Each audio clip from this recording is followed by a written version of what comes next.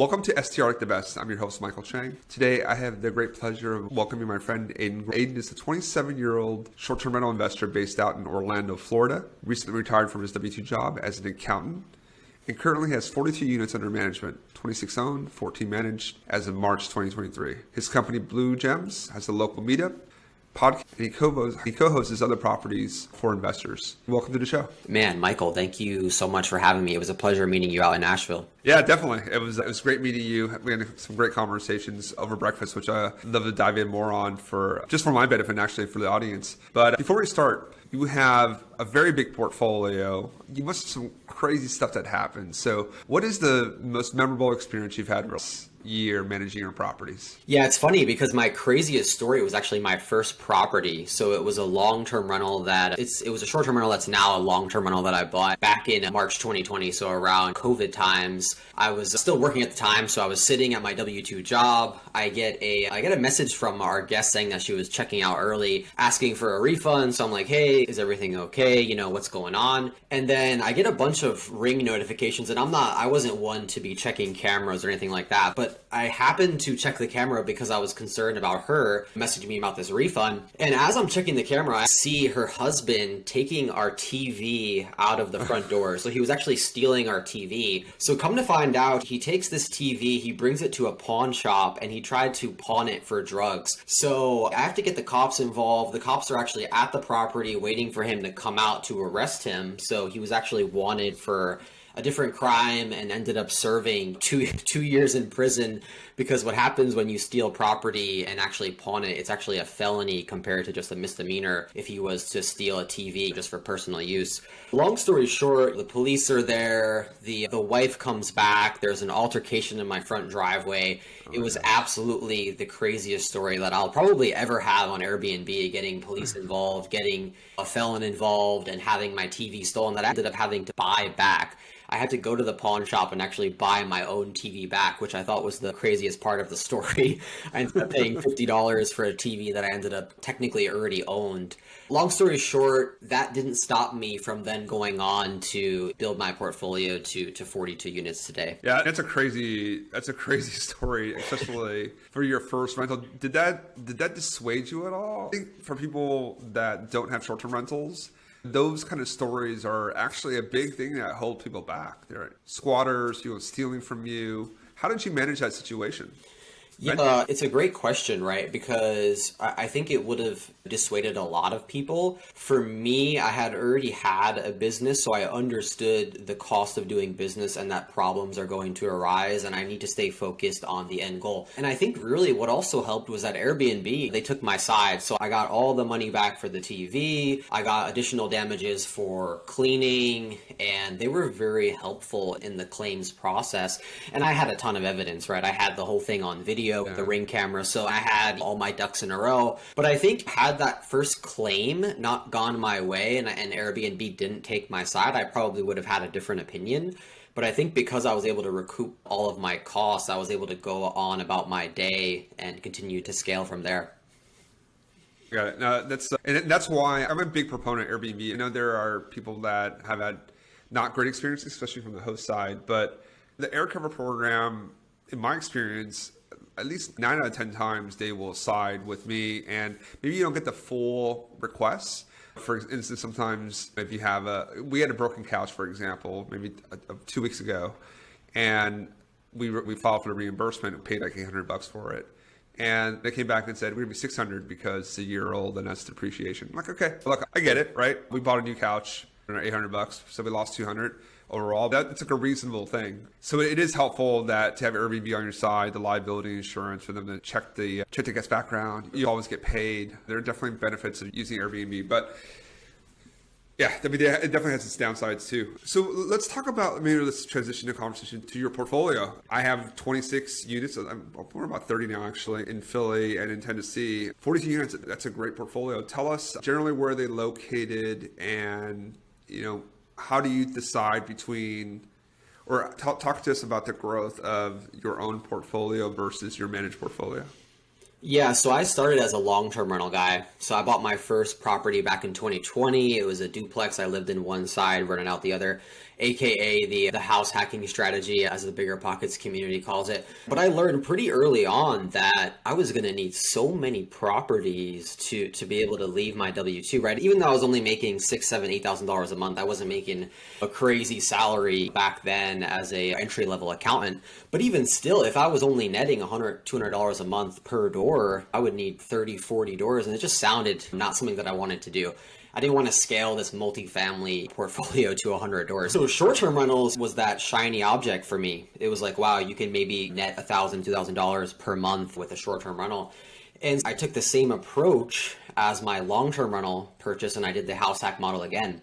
So I actually built an ADU in my backyard. That was I felt like that was a risk-free way for me to get into the short-term rental game, right? I was already paying the mortgage. I was like, hey, can I have this ADU actually cash flow while I'm still living in the main home? So the rehab went over budget. Everything was more expensive in 2020 and 2021 as construction costs were going up. But at the end of the day, I had my ADU built out. It's been on Airbnb for almost a year now. It's been booked all but one night, and it does around 4K in revenue a month, and my mortgage is $2,000. So I'm cash flowing in my primary residence, and that gave me the proof of concept to then go and buy other properties more traditionally with DSCR loans, vacation home loans. And then now we're moving more into the creative finance space where we're looking to buy properties with seller financing subject to maybe even a combination of both. And then the co-hosting side is like our arbitrage model. So I know, Michael, you're in the arbitrage space. Our motto with arbitrage is that co-hosting is like arbitrage without the furniture. So we're basically able to take 20% of the gross revenue and scale our portfolio that way. And really, we had to build out the management side of the company regardless. When you get to 10, 15, 20 properties, you need a team and you need an infrastructure built out. So our thought process was, why not manage for others if we're going to have to build out the whole team anyway? Currently, we have 5 VAs, we have an operations manager, we have 3 CEOs. So it's a whole operation, and so it just made sense to keep scaling with other people's properties as well. Yeah, and that's great. The co-hosting side, it's actually something we had done before in New York for friends. I think eventually shied away from it, but I think there are different ways of growing a portfolio. I think that's a really smart way. So why don't we could focus on that for now. How many units do you co-host? So 16, and we're predominantly in Disney with our co-hosting business. So, a lot of people don't like buying in Disney because the cash flow is minimal. The price to revenue ratios aren't great. I actually 100% agree. We don't own a lot in Disney for that reason. We prefer to buy elsewhere. But from a management perspective, we find that a lot of our clients just want to break even, right? So they want to buy a second home, if you will, for personal use. They're okay making a little bit of cash flow. And really our value proposition competing with these big companies like Vacasa and Evolve is that our cost is basically zero because we can drive revenue and reduce OPEX by 20% collectively. And so even though you're paying us 20%, our net cost is zero because we're driving more revenue and reducing your costs.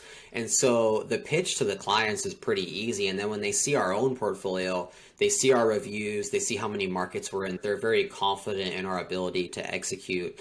And so it's a pretty easy sell. But from the co-hosting side, yeah, predominantly in Florida. So of the 16, I think all but 3 are in Florida, and then we have one in Texas, one in Colorado, and one in Arizona. Got it. Okay. Let's focus on the Disney portfolio. So is it kind of mainly Kissimmee, or is it? Yeah. So a lot of people say Orlando, but technically Orlando is illegal for short-term rentals, the actual city of Orlando. And so when we say Orlando, we mean Davenport and Kissimmee. And basically there, your avatar is going to be families going to Disney. That's pretty much all it is. That's the bread and butter. And then, are there any restrictions in Davenport or in Kissimmee? Nope. And it's interesting too because a lot of the properties are in HOAs, and I know as investors, you and I tend to shy away from HOAs. But in these communities, some of them actually don't allow for primary residence owners, right? So it's only vacation rentals. And so the HOA becomes a non-factor because they're actually voting in favor of short-term rentals. And so it's a unique market from that perspective in the sense that the HOA is actually our friend and the amenities in the community become assets to our properties versus in other markets where we shy away from HOAs.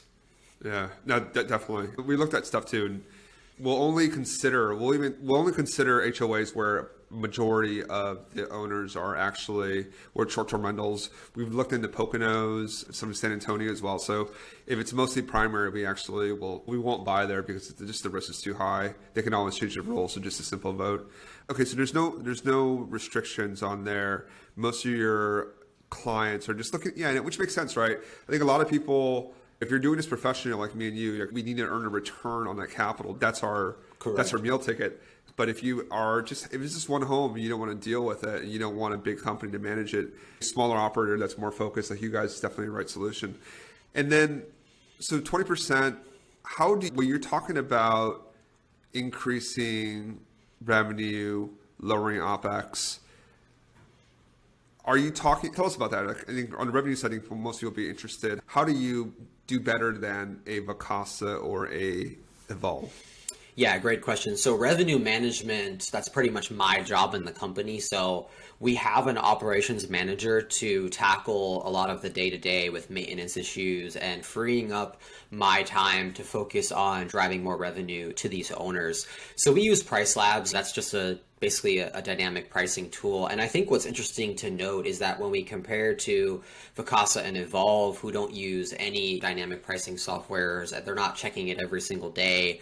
I think that's really the biggest difference, right? It's how much time are you spending on your pricing strategy. So we're spending at least an hour a day tracking our occupancy, tracking our rates with the competition. We have comp sets for every single property in Price Labs. So we're able to see, based on our avatar and the guests that we're trying to attract, what is our competition charging, and is our competition currently booked?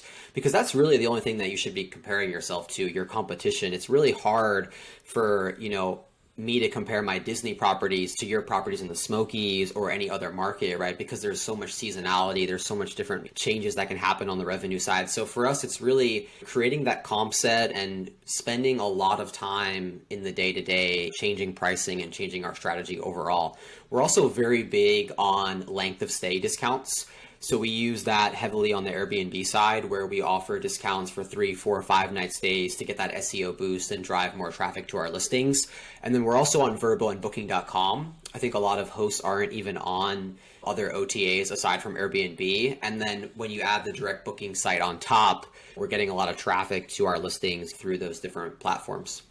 Yeah, that's a great point. The two things I want to click on too there, a lot of people need to figure out how to get their inventory onto not just Airbnb. Airbnb makes it really simple, but my business is we're only 60% Airbnb. Everything else is VRBO, Booking.com, Expedia, direct bookings.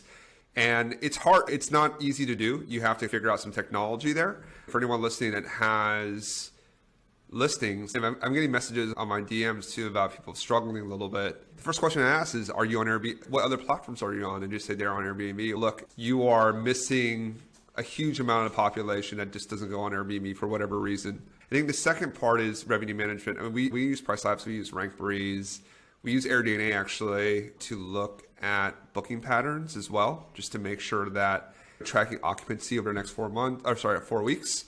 Just to see how much demand is there and how do we adjust our pricing strategy. So that's another thing. That's why I think for hosts that have 1 or 2 properties, it's almost like a second job, right? There's a lot of things to do, and it really makes sense. I think after a certain time, do you scale or do you get out? Because it's a lot of work to really optimize a property, and to the extent that it's not your full-time job, I think for a lot of people sometimes it doesn't actually make sense because there's just the competition is so much greater now. And co-hosting, finding a bigger company to manage your property is more the ideal state. And I think for people that are interested in co-hosting, how have you been able to I think the biggest part of co-hosting is getting new clients. And maybe actually pause there for a moment. For us, the reason why we moved away from it is the co-hosting to me is having 2 bosses. It's having your guests and then dealing with the property owner, the owner. Yep. And you can't VA out a owner. They have your personal cell phone. They call you. And for some of the owners, sometimes it's their baby. It's a huge investment for them, and they're tracking it, especially if they self-managed it before. some of the stories I've heard, they're just on you. And that's why we've gone away from it. It's, so I want to hear your perspective. How is that managing? Maybe you have 14 owners, maybe you have fewer because they own a few properties with you. How do you deal with that? Yeah, it's a great point. And we've created basically a set criteria that we follow for whether or not we want to take on an owner. And the first thing is whether or not they're going to make money. We don't want to take someone on that wants to make money and we know that we cannot deliver after the 20% fee. Because a lot of times you got to remember that the margin is in the 20%. A lot of properties don't have a 35% profit margin. And so as soon as you go into management fees, you're basically removing all the profit. And so we're very clear with our owners, and we actually send them pro formas and say, hey, here's what we expect to make on the property. If you're not comfortable with this amount, then we shouldn't move forward with this arrangement. It doesn't matter how nice the property is or whether it's in a market that we want to manage in. It has to make sense for the owner and for us. Now, the caveat to the point about the Disney market is we have some owners who don't care about cash flow. They care more about time, right? And so their argument is, hey, I'm going to pass on the management to you, but I don't want to be bothered at all. And so I agree with not being able to outsource owner communication to a VA, but our ops manager has done a lot of communication with owners, and we have set up processes to basically just set expectations like, hey, we're going to keep majority of communication through email. Our response time is going to be within 24 hours. You can't be calling us on a Saturday and a Sunday night if it's not an emergency, because there's really just no need for that. We have control of your property. We're sending them monthly statements. We're tracking the revenue. We're sending them all of the financials, which at the end of the day is really what matters. They don't need to be involved in who we're hiring for the plumbing issue or how our VAs are responding to guest communication. As long as the reviews are solid, the property is maintained, and it's cash flowing, those are really the three metrics that we teach them on that actually matter, because the rest is just personal preference. So you, Michael, you're a great operator. You might have different systems in place than myself, but it doesn't really matter as long as we're both performing at the same high level. And I think that's really smart on your side, is that expectation setting early on. I think for any of the aspiring co-hosts out there, that's really important to get that down, or not, you're going to be getting those Sunday night calls to review the week of the property, and that's just not scalable. And we've fired owners, right? We've gotten rid of owners for that reason. As we've scaled our co-hosting business, we've gotten even more picky on not only the owners, but the type of property that we want to manage. So we're looking for properties that are going to be able to perform in the 75th percentile or better, right? We don't want to be managing average properties in average markets, because the revenue will be lower, but also we want the properties that we manage to look like the properties that we own, which are also high performers. So it's keeping the balance between the co-hosting side, but then also the properties that we own, and making sure that there's very minimal difference between the two. Yeah, that's a great point. And it's a great segue to the properties that you own. You own, remind me again, how many do you own? 26, and that's between, 26. Full transparency, that's between me and my partner. So I have two business partners who are absolutely incredible, JB and Julie Bullock, and they actually scaled to 8 properties before I came on. So I was involved in the other 18 in some capacity, whether it be through equity partnerships or seller financing or taking over a property subject to. We've pretty much used every single method that you can think of to scale. We've done it, even house hacking. And our thought process as we move into 2023, as interest rates start going up, we're looking at the debt and the mortgage as the asset in some cases.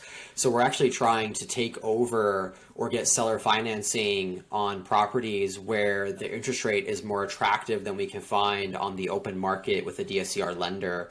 And the reason for that is because we want to keep our returns similar to what we were able to get in 2021, 2022, when interest rates were below 7-8% on these commercial products. Yeah.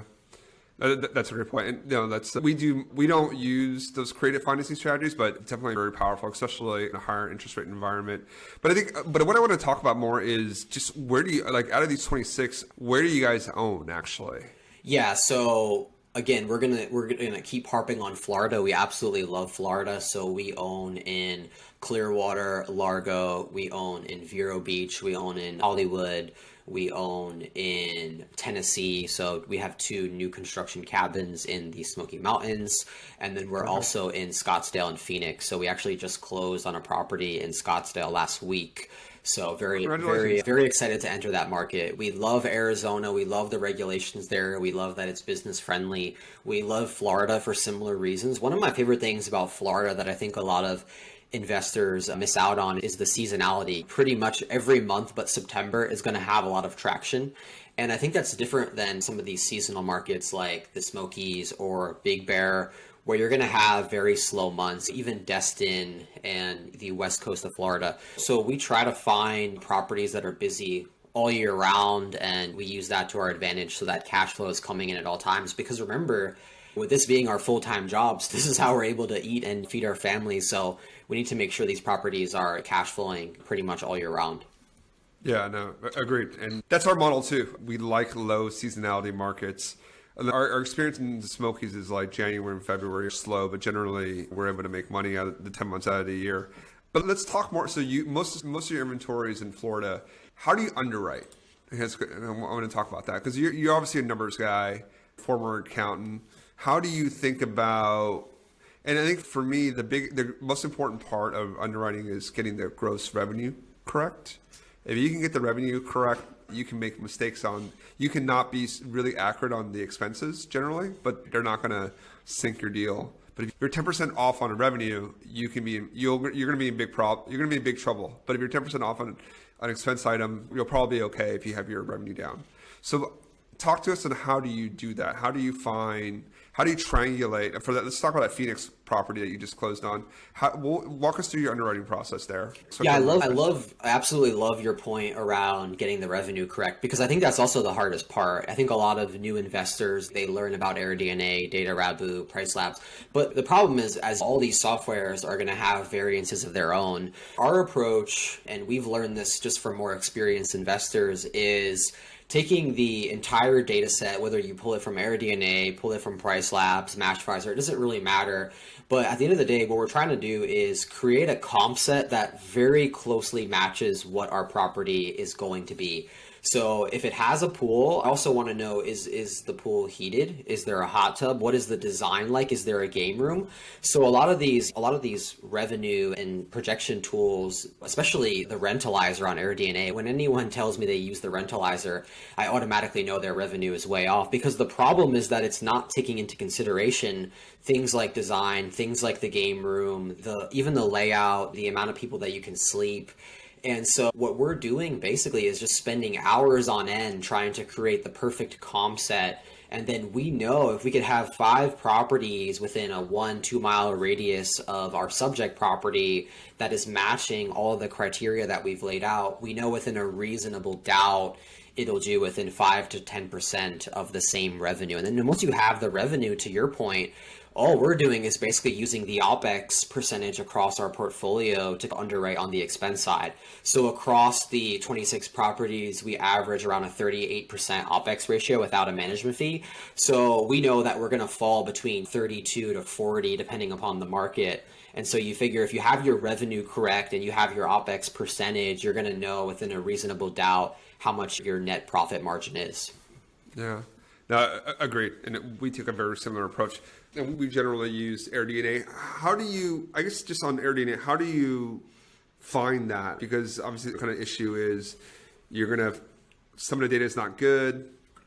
They'll have a very low effective occupancy rate. It just means that the time that AirDNA is able to scrape the data isn't that, maybe it's 10-15% of the overall year. How do you go and really get granular? Do you buy the data set and go through and remove the stuff that's not applicable? Do you click through every single listing? Just for the listeners, just so that you get a sense of a professional's approach to doing this versus using, so a lot of you use Rentalizer, which isn't correct. Correct. You're either not going to do a deal or your deal is going to be wildly optimistic. I've never found it to be particularly accurate. What's interesting about the Rentalizer, and I don't want to keep putting AirDNA under the bus because I think it's still a great tool depending upon how you use it. But what we found in the co-hosting side is we'll have a lot of owners come to us and they're saying, hey, I'm not able to make money. And I ask them, my first question is, okay, how much did you pay? and then what was your projected revenue, and how did you project that revenue? And a lot of them that aren't making money tell me that they use the rentalizer. So that tells me all I need to know about the people that bought the wrong properties. They're just using the wrong tool.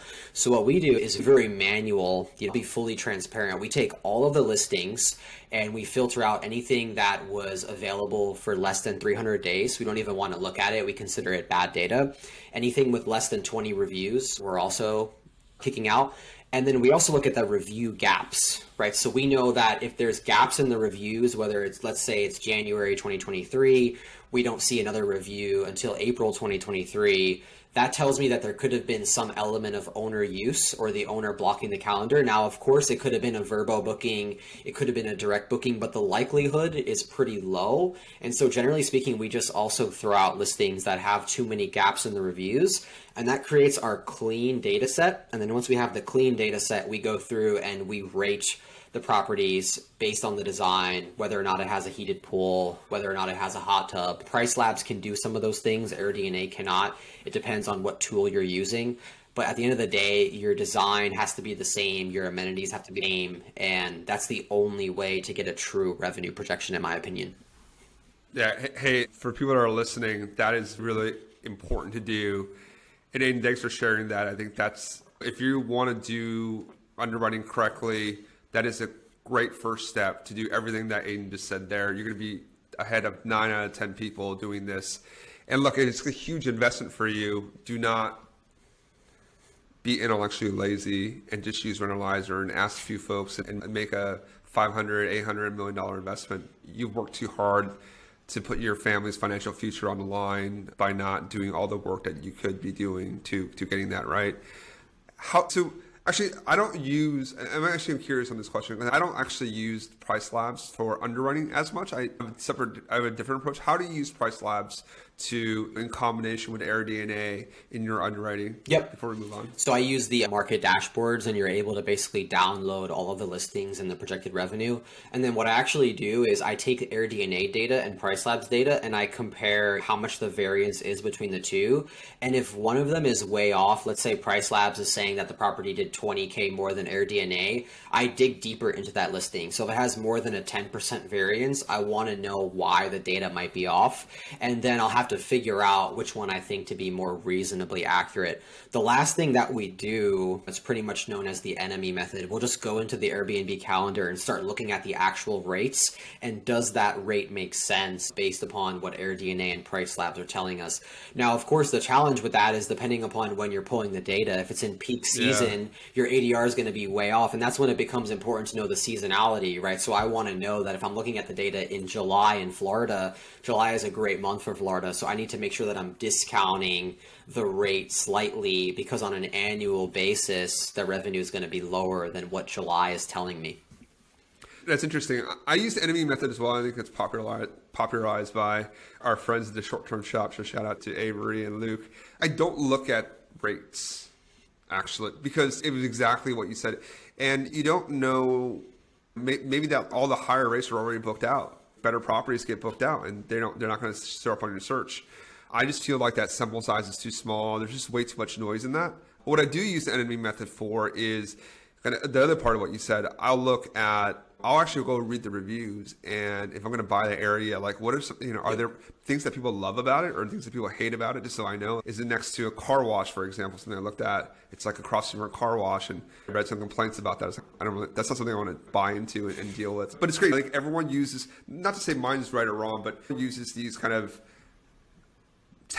overall strategies, and then you find like what tactic in there works for your system. Mine can be different from yours, but we're using it in different ways to come to the same answer.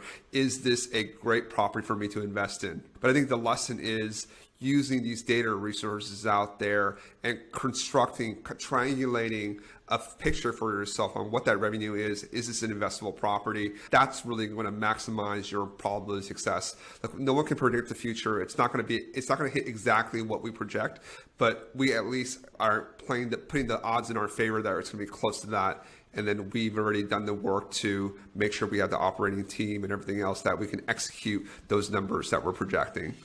So it's great. It's great to meet a fellow kind of numbers person. And that's why when we had breakfast together in Nashville, I really enjoyed the conversation with you. No, absolutely. As we wrap up the conversation, how are you looking at 20? We're a third away into 23 and getting to 24 with the economy the way it is. It's still fairly strong, to be fair. There is some weakness, but I wouldn't say we're in a recession. Rates have come down a little bit. We're low sixes now, at least on the conventional side. We had these kind of we had a big bank scare. We seem to be coming out of it okay. Recording this kind of mid-April 2023.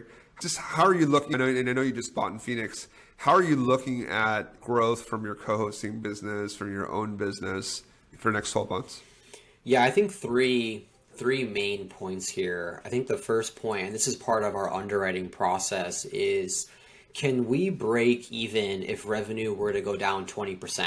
I sleep very well at night if I know that if I'm projecting 100K in revenue for 2023, if it dipped to 80, could I still at least break even? Because I want to be able to pay my mortgages as we continue to scale, right? That's going to be a big thing. I think point number 2 would be the shift in the market to where elite operators like you and I start to take more of the market share. I think we're seeing a lot of talk about the Airbnb bust, and that's just not impacting people like you and I. We're at 82% occupancy. Our revenue is up year over year. We're just doing things that other operators are not. And I think as competition increases, the likelihood of you and I succeeding actually becomes higher because the people at the bottom of the barrel are just going to get weeded out because they're not doing the things that it takes to in 2023. Back in 2019, you could buy a property, throw grandma's furniture in there, and pretty much cash flowing. That's just not the case in 2023. So I think as we move into 2024, people like you and I have an advantage because we're elite operators and we're taking the approach of a business and not just a hobbyist trying to make additional money on the side. And the last point about the interest rate, I think that for us, we are starting to look at properties that are making a lot of money and we're caring less about the interest rate. What I mean by that is we're trying to focus on luxury in the sense that it might not hit our 10, 12, 15% cash on cash return requirement, but it's going to make us a lot of money per month. And as we're buying properties, generally speaking, it's the same amount of effort to manage a 3-bedroom versus a 4-bedroom versus a 5-bedroom. So it's like, how many properties can we buy for $1 million that are going to do over 200K, or how many properties can we buy for 2 million that'll do 400K, and trying to shift our focus to making more money on our time. So our new metric is, what is our ROI on my time investment? Less so about cash flow, less so about the interest rates, less so about cash on cash return, more so about my time investment into all of these deals. Because as you start scaling, it becomes a process just to manage your deal flow and all your opportunities as you're trying to buy more and more properties. Exactly. I love the way that you're incorporating that into your underwriting.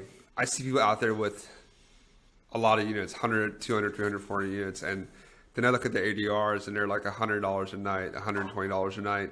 And look, and that's great. Like, that's a great part of Airbnb. You can be successful in a lot of different ways. But for me, doing $100 a night ADR, paying, there's so much time involved in that. And you're just not making, it's hard to make a really good investment if you're only making $100 a night. The dollar margin isn't there. The percent margin might be nice, but the dollar margin isn't there. The other thing to add to that, right, is you and I, we have fixed costs per property. So we have virtual assistants, we have our ops manager, we have softwares, and we have expenses. So on average, we pay pretty much $350 per property per month just to have it on Airbnb. And that's between Price Labs, Rank Breeze, our overhead, our employees. And so I can't afford to have a property doing $80 ADR because I have too many costs associated with that property. That's different than Aidan Groll, who invested back in 2020, where I had no costs and I was happy just making $100 extra on Airbnb. So we've had to change our business model as we've scaled because our costs have increased dramatically. Exactly. Yeah, look, it's the growth curve, and you guys have done a fantastic job. Before we hit the final question, I do want to touch on the Airbnb bust meme, and I very much am of that same camp. If you bought a property and you're not putting in the full effort, those are the ones that are suffering right now because you're competing against professionals that this is our full-time job, and we spend hours and hours with full teams that are dedicated to making sure our pricing is right.